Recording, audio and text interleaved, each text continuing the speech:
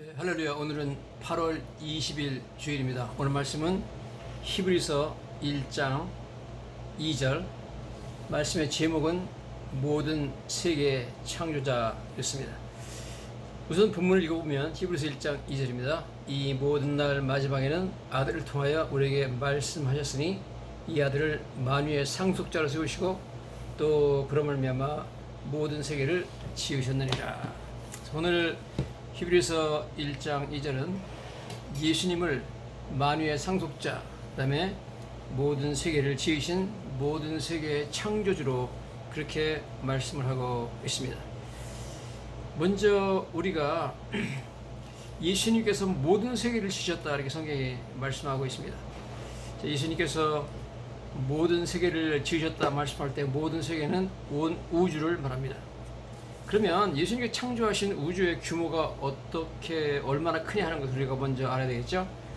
우주는 우리가 지금 빛의 속도로 볼 때 빛이 1초에 30만 킬로미터를 갑니다. 30만 킬로미터를 가는데 그 빛이 1년 동안 가는 거리를 1광년이라고 하죠. 광년.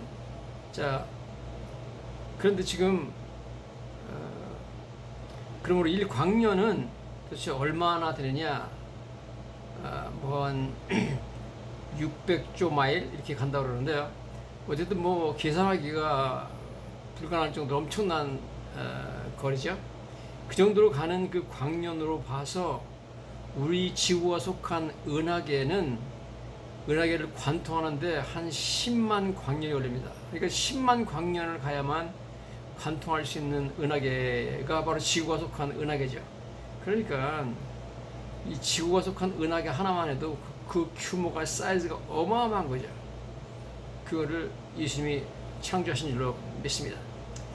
그런데 지금까지 만원경을 통해서 인류가 발견한 은하계가 몇 개냐? 이 온 우주에는 지금까지 발견한 은하계만 한 1000억 개 정도가 있습니다. 그리고 그 각 은하계, 1000억 개 은하계 중에는 한 은하계가 평균 한 1000억 개의 별을 가지고 있습니다. 그러니까 뭐 상상을 초월하는 어마어마한 규모의 크기로 우주가 만들어졌는데 이 온 우주를 우리를 위해서 죽으신 예수 그리스도께서 창조했다는 겁니다. 은하계 사이의 거리는 한 300만 광년 정도로 보고요. 지구에서 가장 먼 은하계, 우리가 속한 은하계 중에서 가장 멀리 있는 은하계는 한 80억 광년이 떨어져 있습니다. 그러니까 뭐 어마어마한 규모의 그 우주를 예수님이 창조하셨다 하는 것을 우리가 먼저 믿어야 될 줄로 믿습니다. 자, 우리가 예수를 믿는다 하는 것은 여러 가지가 되어 있겠지만 제일 중요한 것은 예수님이 하나님, 즉 창조주이신 것을 믿어야 예수를 믿는 것입니다. 그래서 많은 이단들은 예수님이 창조주라는 사실을 절대로 인정하지 않고 부인합니다. 예를 들어서 여호와의 증인이나 혹은 뭐 몰몬이나 이런 그 이단들은 예수님은 하나님이 아니다, 예수님은 절대 창조주가 아니라 피조물이다 이렇게 강조하고 있습니다. 그러므로 우리가 예수님 믿을 때 오늘 성경은 뭐 여러 군데서 예수님이 창조주라는 것을 굉장히 강하게 강조하고 있습니다. 오늘 히브리서도 마찬가지고 우리가 잘 아는 요한복음에도 1장에 3절에 나오죠. 만물이 그로 말미암아 지은 바 되었으니 지은 것이 하나도 그가 없이는 된 것이 없느니라. 예수님은 분명히 만물을 창조하신, 온 우주를 창조하신 창조주라는 사실이 엄청나게 중요한 사실로 성경에 기록되어 있습니다. 중요한 것은 도대체 우리같이 죄 많고 허물 많은 죄인들을 위해서 십자가에 못 박혀 대신 죽으신, 그리고 지금도 우리를 사랑하시는 예수님이 도대체 어떤 분이냐는 겁니다. 얼마나 위대하신 분이 우리를 위해서 대신 죽으셨는가를 알아야 되죠. 온 우주를 창조하신 창조주입니다. 그분이 나를 위해서 죽으셨다. 이건 정말 이해가 안 되는 엄청난 은혜가 아닐 수 없습니다. 내가 예수님이 누군지, 예수님을 창조주 하나님으로 인정할 때 그 예수님이 나를 대신하여서 십자가에 고난당하시고 죽으신 은혜가 얼마나 위대한 것인지 하는 것을 진정 깨닫게 될 수 있는 줄로 믿습니다. 그러면 우리가 과연 예수님께서 창조주라면, 예수님께서 천지를 창조하신 창조주라면, 예수님께서 2000년 전에 이 땅에 계실 때 여러 가지 기적을 행하셨는데 그 기적 중에서 예수님이 창조주인 것을 증명하는 기적이 있느냐? 있습니다.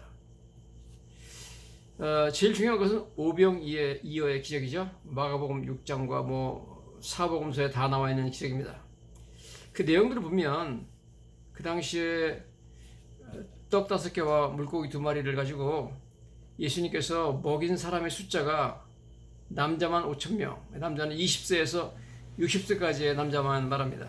그러므로 어린 애들이나 여인을 다 포함하면 적어도 15,000명 정도는 먹이셨다, 그렇게 보는 거거든요. 15,000명에 되는 엄청난 사람을 예수님께서 먹이셨는데, 이 성경에 보면 다 배불리 먹고 남은 떡 조각과 물고기를 12바구니에 차게 거뒀다. 엄청난 떡, 즉 빵을 주님께서 사람들에게 먹게 하셨고, 그 다음에 엄청난 물고기를 먹게 하셨다, 그렇게 나오고 있습니다. 예수께서 떡 5개와 물고기 2마리를 가지사 하늘 우러러 축사하시고 떡을 떼어 제자들에게 주어 사람들에게 나눠주게 하시고 또 물고기 2마리도 모든 사람에게 나눠주셨다, 그렇게 나와 있습니다. 보통 우리들은 이 얘기를 들을 때 예수님께서 떡 5개, 지금 빵 5개를 갖다 막 이렇게 똑같은 빵을 막 만드신 건가? 물고기 2마리를 막 그냥 여러 개를 만드셨는가? 그게 아니라 여러분, 떡 5개, 빵 5개, 물고기 2마리는 한 어린아이의 점심 식사입니다. 조그만 그 빵이죠. 그렇기 때문에 예수님이 지금 오병이의 기적을 행하신 것은 예수님께서 현장에서, 거기 아무것도 없죠. 아무것도 없는 광야에서 예수님께서 out of nothing, 아무것도 없는 곳에서 창조주의 능력으로 15,000명을 먹이고도 12항지 남는 빵과 그 다음에 물고기를 만드셨다. 그런데 우리가 여기서 알아야 되는 것은 예수님께서 밀을 만드시고 펄펄 뛰는 생선을 갖다가 준 거 아닙니다. 요리가 돼가지고 구워진 따끈따끈하게 먹을 만한 그런 빵과 그 다음에 잘 구워져가지고 기름에 튀겨가지고 아주 맛있게 조리가 된, 소금도 뿌려서 맛있게 조리가 된 생선을 말합니다. 그러므로 여러분, 우리가 알아야 되는 것은 예수님께서 창세기에 보면 하나님으로서 천지를 창조하시잖아요. 그때 제3일에 예수님께서 보면 하나님께서 풀을 만드시고 풀이 있으라 하심에 풀이 있었고, 씨 가진 열매 맺는 채소가 있으라 하심에 그 열매 맺는 채소가 있었고, 씨 가진 열매 맺는 나무가 종류대로 있으라 하심에 그렇게 있었다. 그렇기 때문에 창조하실 때, 창조 셋째 날에 하나님께서 예를 들어서 이런 물고기라든지 혹은 이런 빵의 재료가 되는 밀이라든지 이런 걸 창조하셨겠지만, 지금 2000년 전에 광야에서 오병이의 기적을 하실 때는 예수님께서 그 원료를 밀이나 펄펄 뛰는 물고기를 만드신 게 아니라 창조하시되, 너무 놀랍게도 인간이 조리하는 그 과정을 다 마친 그러한 먹을 만큼 구워진 맛있는 빵과 맛있게 구워진 물고기 자체를 창조하셨습니다. 이건 엄청난 창조 아닐 수 없습니다. 이건 너무너무 놀라운 창조죠. 즉 주님께서는 요리가 된 그러한 음식 자체를 창조하셨다. 정말 경이로운, 놀라운 창조주로서의 어마어마한 능력을 주님께서 우리에게 보여줬다는 겁니다. 창세기에 주님께서 만물을 다 만드셨죠. 또 이스라엘 백성들이 광야에서 40년 동안 하늘에서 내려주시는 만나를 먹었습니다. 만나를 하늘에서 하나님께서 만들어서 내려 부으셨는데, 그 만나를 먹고 나서도 사람들이 성경 보면 계속해서 하나님 불신합니다. 시편 78편 19절에 보면 이런 말이 나옵니다. 그뿐 아니라 하나님을 대적하여 말하기를, 하나님이 광야에서 식탁을 베푸실 수 있으랴. 보라, 그가 반석을 쳐서 물을 내시니 시내가 넘쳤으나 그가 능히 떡을 주시며 자기 백성을 위하여 고기도 예배하시려 하였다. 그렇게 그 백성들이 뭐 이 광야인데 아무것도 없는데 그가 떡을 주시고 그가 백성을 위하여 고기를 예배하시려 하였는데 하나님께서 그 말을 들으시고 굉장히 신노하시고 만나도 주시고 또 메추라기 주셨다 그런 말씀이 나오는데 똑같이 지금 이 광야에서 똑같은 광야에서 예수님께서 떡 즉 오병이어를 가지고서 주님께서 창조하셔가지고 빵을 만드시고 고기 즉 이번에는 물고기를 잘 구워진 물고기를 사람들에게 먹이셨습니다. 예수님께서는 다시 한번 창조주로서의 위대한 능력을 창조자라는 것을 갖다가 증명해 보신 줄로 믿습니다. 그 다음에 여러분 또 하나 예수님께서 창조의 능력을 보여주신 것, 창조주로서의 능력을 보여주신 것은 바로 가나에서의 혼인잔치였었죠. 가나에서 우리가 알다시피 혼인잔치 가셨는데 포도주가 떨어졌습니다. 그래서 사람들이 와가지고 예수님 어머니에게 포도주가 없다 그러니까 예수님께서 그 말을 들으시고 하인들에게 돌 항아리 6개 아기까지 물을 채우라 합니다. 그러고 나서 이제는 떠서 연회장에게 갖다 주라. 그 연회장이 그것을 먹고 나서 너무나 맛있는 물이 아니라 포도주로 변했거든요. 그러니까 그 연회장이 말하기를 사람마다 먼저 좋은 포도주를 내고 취한 후에 낮은 것을 내거늘 그대는 지금까지 좋은 포도주를 주었다. 보통 사람들이 그러겠죠. 처음에는 뭐 사람들이 술 안 취했으니까 좋은 포도주를 내놔가지고 맛있게 먹게 하고 나중에 취하면 뭐 술이 들어가는지 물이 들어가는지 모르고 막 마시니까 그때는 뭐 낮은 질의 포도주를 내는데 어떻게 이렇게 지금 잔치가 이 끝마무리에 다다랐는데 이렇게 최고 품질의 최상품의 포도주 이렇게 맛있는 포도주가 아직까지 있느냐 그런 표현한 거죠.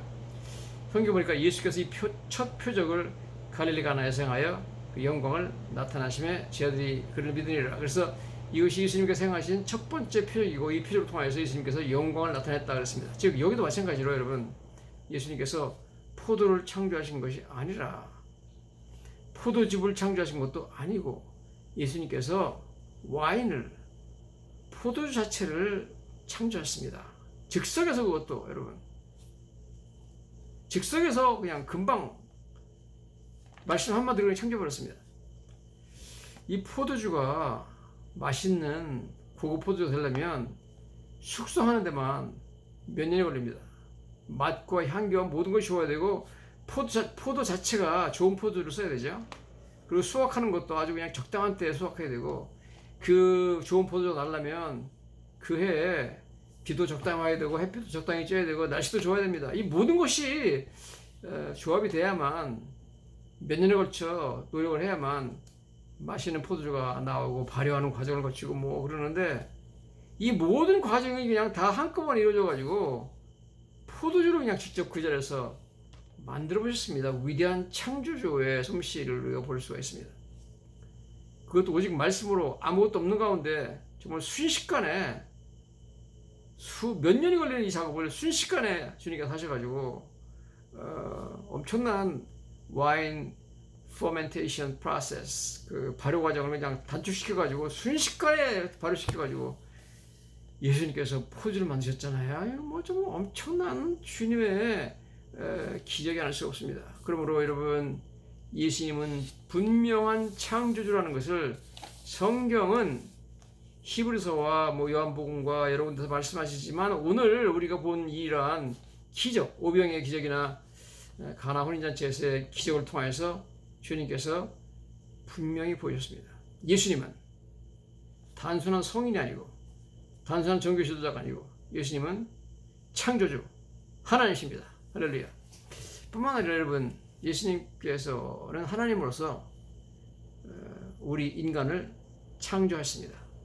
시편 139편 13절에 다윗은 이렇게 말하죠. 주께서 내 내장을 주시며 나의 모태에서 나를 만드셨나이다. 내가 주께 감사함은 나를 만드심이 신묘막직하심이라 주께서 하시는 일이 기이함을 내 영혼이 잘 아나이다 그랬습니다. 여러분 내장을 하나님이 만드셨다는 겁니다. 즉 예수님이 만드셨다는 겁니다. 나의 모태에서 나를 만드신 분은 예수님이라는 거죠. 그 자기가 감사하는데 나를 지으심이 신묘막직하다. 신묘막직하다는 걸 신기하고 묘하기가 측량할 수 없다는 겁니다. 주께서 하시는 일이 기이함을 내 영혼이 잘한다 그랬습니다. 여러분 내장은 예수님이 만드셨습니다. 창조주니까요. 신묘막측하게 만들었습니다. 인체를. 물론 이 세상에 많은 피조물이 있지만 인간이야말로 가장 참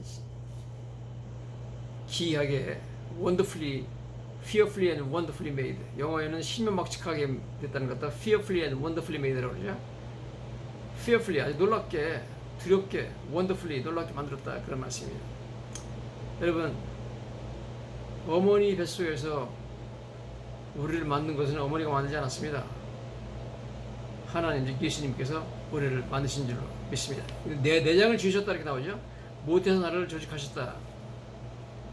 오늘은 인간의 신체가 얼마나 기가 막히게 신묘막측하게 만들어졌는지, 얼마나 fearfully and wonderfully 만들어졌는지 여러 가지 우리가 볼 수 있지만, 오늘은 우리의 몸에 흐르는 혈관을 통해서 한번 이 신비한 하나님의 창조의 솜씨를 한번 보도록 하겠습니다.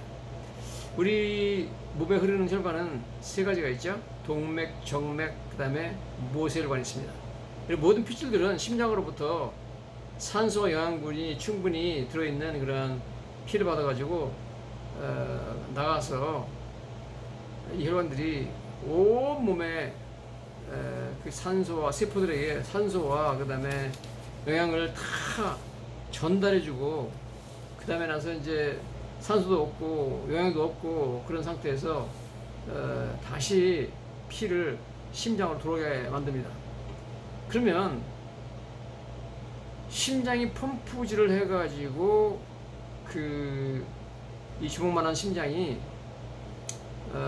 인체 구석구석에다가 피를 다 보내는데, 도대체 인간의 몸에 세포가 몇 개 있느냐? 75조, 75 trillion cells, 75조 개의 세포가 있습니다. 그 세포에 전부 다 피를 보냅니다. 야, 뭐 엄청난 놀라운 일이죠. 여러분, 하나님께서 창조하지 않았다면 이런 일이 있을 수가 없는 거죠. 특별히 여러분, 우리 인체에 있는 동맥, 정맥, 모세혈관 전부 길이를 합하면 그 길이가 한 10만 마일이 넘는 10만 마일. 그러면 우리 혈관의 길이를 모두 합하면은 지구의 둘레의 4배가 된답니다. 지구 둘레는 25,000마일밖에 안 된답니다. 이거 정말 이해가 잘 안 되죠. 정말 이해가 안 됩니다. 여러분, 지구를 한 바퀴 돈다는 게 얼마나 엄청난 거예요. 지구 한 바퀴를 도는 것이 엄청난 건데, 그 25,000만 마일밖에 안 되는데, 지금 우리 몸속에 들어있는 혈관을 전부 길이를 재니까, 더하니까 10만 마일이 된다는 거예요. 4배라는 겁니다. 즉, 인간의 몸속에 있는 혈관들을 전부 더해가지고 지구를 돌리면 지구를 4바퀴 돈다는 겁니다. 여러분, 어떻게 사람이 아무리 기술이 있어도 10만 마리나 되는 그런 엄청난 어떤 튜브, 관을 사람 몸속에 집어넣을 수 있겠습니까? 이건 도저히 불가능한 일이죠. 여러분, 이건 하나님만 할 수 있는 위대한 창조의 능력이 아닐 수가 없습니다. 아주 가느다란 실을 여러분 가지고, 최고로 가느다란 실을 가지고 여러분 지구를 4바퀴 돌으려면 그 실만 해도 어마어마한 부피가 될 겁니다. 그 인체 다 집어넣으면 뭐 집어넣을 수가 없겠죠. 엄청난 그런 창조의 신비가 우리 인체에 숨어 있습니다. 여러분, 그러므로 인체의 신비를 볼 때 하나님 창조하셨다 하는 것을 부정할 수가 없습니다. 성경은 바로 예수님께서 만물을 만드셨다. 만물이 그로 말미암아 지은 바 되었으니 지으신 것이 그가 없이는 하나도 된 것이 없느니라. 우리의 몸에 모든 혈관을 배치하신 것은 전부 집어넣으신 것은 예수님의 솜씨인 줄로 믿습니다. 그분이 바로 예수님이시죠. 여러분, 우리의 몸을 만드신 분이 예수님이십니다. 뿐만 아니라 여러분, 혈관이 다니면서 산소와 영양분을 다 공급하고 다시 들어올 때는 다 심장으로 들어오게 만들잖아요. 피를 전부 다시 들어오게 만드는데, 그래서 가는 방향하고 오는 방향이 서로 어긋나면 안 되니까 혈관 안에 밸브가 다 있어가지고 한 방향으로 피가 흐르도록 전부 다 이렇게 밸브가 설치되어 있답니다. 하루에 한 1,800갈론의 펌프를 심장이 해서 피를 보낸다고 합니다. 그런데 참 놀라운 사실이 하나 있습니다. 혈관에 정말 놀라운 기능이 하나 있는데, 즉 blood-brain barrier라고 가지고 뇌 차단막이라는 게 있습니다. 자, 이거 뭐냐면 사람이 병균, 박테리아, 바이러스 막 이런 것들 있잖아요. 약물 이런 것들이 다른 데는 좀 들어가도 괜찮은데 뇌로 들어가면 바로 죽습니다. 뇌는 그만큼 뭐 굉장히 예민한 곳이죠. 그래서 인체의 혈관 속에는 혈관이 박테리아나 바이러스나 어떤 약물들이 뇌로 들어가지 못하도록 뇌로 진입하는 모든 혈관은 그 모든 병균과 약물들이 못 들어오게 해서 막는 차단막이 있답니다. 그 기능이 있답니다. 그래서 블러드 브레인 배리어라는 게 있답니다. 그래가지고 박테리아나 바이러스가 못 들어간다는 겁니다. 예를 들어서 우리가 코로나 바이러스라고 그러잖아요. 코로나 바이러스 같은 게 뇌로 들어가 버리면 죽어버리죠 바로. 그러니까 인간의 생명을 그 뇌를 보호하기 위해서 바이러스나 박테리아가 못 들어간다는 거예요. 이야, 어떻게 그런 걸 만드셨죠? 참 너무너무 신기하지 않습니까? 만약 하나님께서 온 전체 전신에다가 박테리아나 바이러스나 이런 것들이 못 들어오게 만들었다면 병 걸리질 않겠죠. 그렇지만 어쨌든 뇌는 하나님이 보이시도록 그렇게 설계하시고 그렇게 만드셨다는 겁니다. 그런 엄청난 기능이 혈관 속에 들어있다. 이게 정말 놀라운 이야기가 아닐 수 없습니다. 그래서 의사들이 이제 뇌암이 있을 경우, 뇌암이 생겼거나 파킨슨시병, 뇌병이 있는 거죠. 이런 것들을 치료하는데 굉장히 애를 먹고 있답니다. 왜냐하면 뇌암이 있으면 항암제를 좀 투여해야 되는데 안 들어간답니다. 뇌에는. 파킨슨시병도 고치려면 뇌 속에다가 약물을 주입해야 되는데 약이 안 들어간답니다. 그래가지고 의사들이 이건 뭐 뇌를 치료하는 것은 너무너무 어렵답니다. 하나님께서 기가 막히게 만들어 놓은 거죠. 그 다음에 이 혈관들은 놀랍게도 인간의 체온을 유지해줍니다. 인체 체온은 1년 내내 겨울이건 여름이건간에 일정하죠. 뭐 37.5도인가 해가지고 딱 일정하잖아요. 다른 동물들은 안 그렇습니다.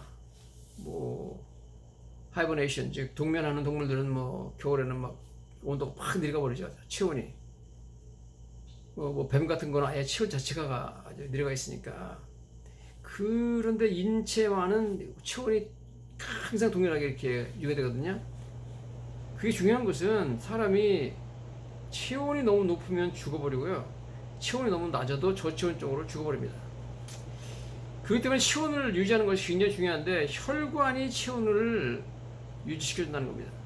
피가 흐르면서 그 체온이 온도를 조절해준다는 겁니다. 그래서 날씨가 너무 추우면 혈관이 좀 수축을 해가지고 그 몸에 온도가 너무 떨어지지 않도록 그렇게 수축을 하고, 날씨가 더우면 혈관이 확장을 해가지고 열을 좀 발산해서 너무 체온이 올라가지 않도록 그렇게 조절한답니다. 이건 대단한 거죠. 혈관이 그런 능력을 갖고 있다는 것은 정말 엄청난 겁니다.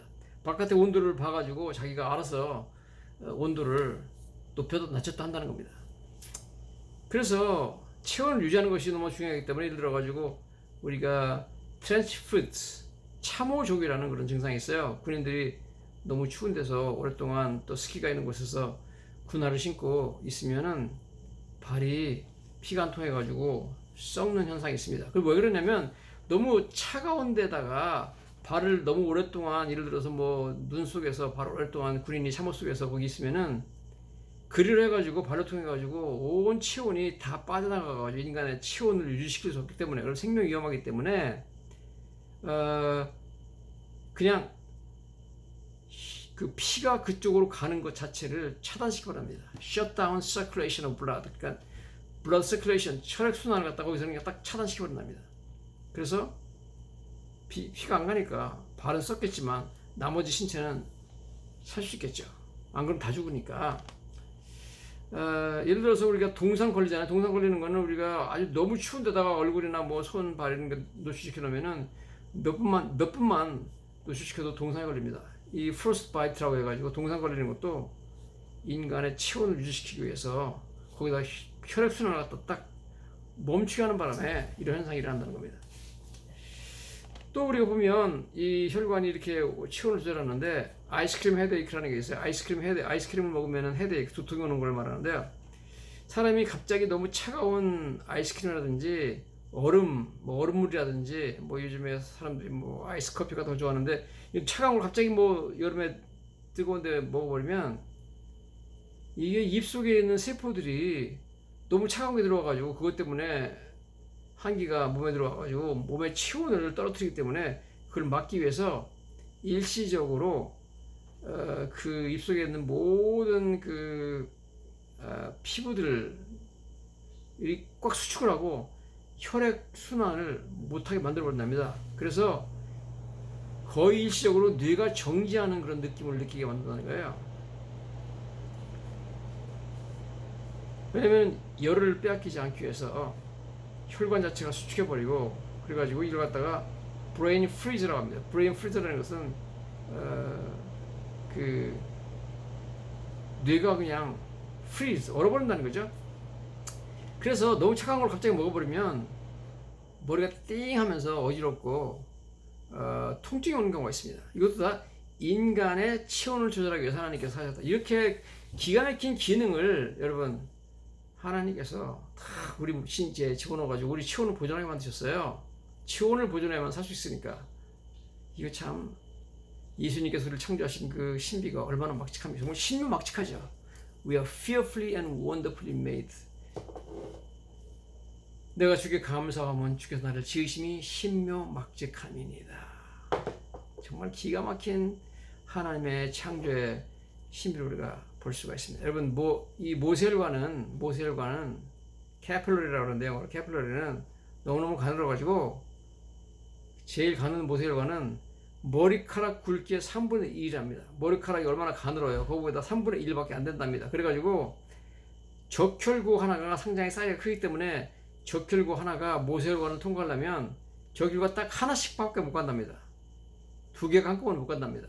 줄을 서가지고 적혈구가 앞에 적혈구가 지나갈 때를 기다린답니다. 이 정도로 여러분 너무너무 신비하게 하나님께서 그 모세혈관을 만드셨어요. 아주 작은 모세혈관. 그러니까 다 더하면 지구를 4바퀴를 돈다는 거 아닙니까? 그리고 여러분 사람이 살이 찌면은 좀 안 되는 이유가 있습니다. 왜냐면 사람이 살이 1파운드가 살이 찌면 그 혈관이 1마일이 늘어난답니다. 왜냐면 그 살에 전부 피를 공급해야 되니까. 그러니까 1마일이 늘어나니까 1파운드가 늘어나면 1마일의 혈관이 늘어나니까 그 피부에 전부 혈액을 공급하기 위해서 심장이 부담이 가는 거예요. 그러니까 살이 너무 찌면은 예를 들어 살이 200파운드 300파운드 이렇게 되면은 이 심장이 너무 힘든 겁니다. 왜냐면 거기다 전부 다 그러니까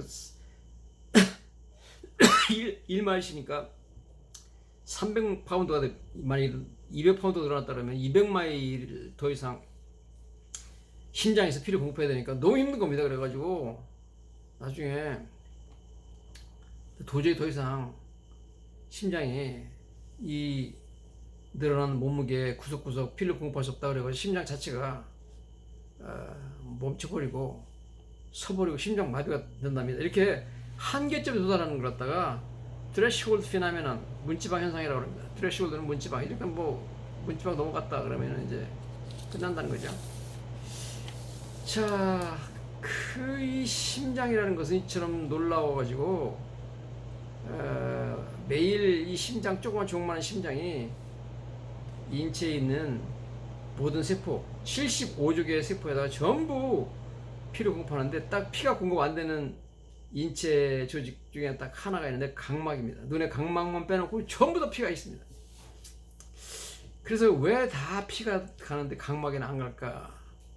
제가 생각해 보니까 예를 들어 우리가 피곤하면 눈에 흰자 위에 핏줄이 서잖아요. 그래서 빨갛게 되는데 각막에는 안 됩니다. 그렇게. 왜냐면 각막에는 피가 안 흘리기 때문에 각막은 바로 눈에 맨 가장자리에 있는 거죠. 바깥쪽에 있는 건데 각막에 만약에 핏줄이 쓴다면 안 보일 거 아니에요. 그러니까 하나님께서 기가 막히게 흰자에 같은 데는 핏줄이 서게 만들지만은 각막 눈동자에 있는 부분에는 핏줄이 가가지고 눈이 안 보이게 만들지 않게 이렇게 만들었다는 겁니다. 기가 막힌 하나님의 놀라운 창조가 아닐 수 없죠. 또한 심장은 그 자체적인 own electrical impulse, 자체적인 그 전기 임펄스가 있어 그 맥박이 뛰어가지고 심장은 몸에서 인체에서 분리해가지고 바깥에 내놔도 산소만 공급되면은 혼자 뛴답니다. 야, 어떻게 혼자 뛰죠, 심장이? 잘라냈는데 그냥 바깥에 혼자 산소만 있으면 혼자 뛴답니다. 기가 막힌 참 기계를 만들어 놓은 거죠, 하나님께서. 심장의 힘이 얼마나 강한지, 심장이 발산하는 에너지, 그 피를 보내고 피를 다 이제 빨아들이는 그런 에너지 같은 걸 보면, 매일 한 트럭을 20마일 정도 드라이브하는 그런 파워가, 에너지가 있답니다. 일생 동안 그래서 심장이 어느 정도의 에너지를 쓰느냐면, 차를 타고 달나라에 갔다 오는 정도의 그런 에너지를 심장이 사용한답니다. 엄청난 거죠. 그러니까 엄청난 그런 에너지로 가지고 조그만 조그마한 심장이 인체 전체 75조 개나 되는 세포에다가 전부 피를 보낸다. 와, 여러분, 이 가능합니까, 여러분? 이게 도대체 우리가 우체국에서 편지를 갖다가 우체국을 통해 가지고 한 몇백 명한테만 연말에 보내려고 그래도 그거 엄청나게 힘든데, 75조 개의 세포한테 전부 골고루 갖다가 피를 다 보내고 다 또 빨아들이고 영양과 산소를 공급해주고, 와, 이 혈관만 봐도 정말 우리는 신묘막측하게 만들어졌다. 예수님의 창조주로서의 그 솜씨가 어마어마하다는 것을 느끼지 않을 수 없습니다. 이러한 어마어마한 위대한 능력의 하나님 창조주 예수님께서 너무나 고맙게도 이렇게 놀라우시고 귀하신 분이 저 여러분들의 죄를 대신해서 내가 받아야 될 형벌을 대신 받으시고 십자가에 죽었다 하는 사실을 우리는 잊어서는 안 될 것입니다. 할렐루야.